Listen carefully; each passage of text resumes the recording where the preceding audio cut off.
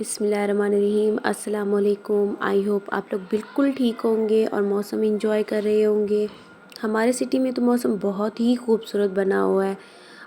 उम्मीद है कि आपकी तरफ भी बहुत ही अच्छा मौसम होगा और रहमत वाली बारिश होगी।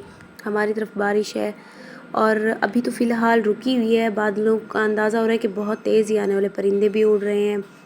बिल्कुल दरख्तों का अपना ही खूबसूरत कलर आया हुआ है। बच्चे बड़े सभी इंजॉय कर रहे हैं। बच्चे तो यहाँ हमारी साइड पे तो शापर से या वैसे ही पतंग उड़ा रहे हैं।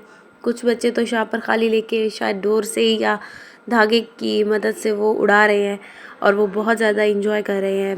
आप लोग मुझे ज़रूर बताइए कि आपके सिटी में किस तरह का मौसम है और बारिश हो रही है या हुई है किस तरह से। हमारी बारिश हुई थी लेकिन अभी रुक चुकी है। अभी सिर्फ हवा चल रही है और कुछ आंधी वगैरह का सीन चल रहा है। तो आप बताइएगा और आप इस चैनल को लाइक करें, शेयर करें, सब्सक्राइब करें। अपनी बहन को एक अच्छा फीडबैक दें और कमेंट्स करना मत भूलिएगा। शुक्रिया। अल्लाह हाफिज़। अल्लाह नेगेबान।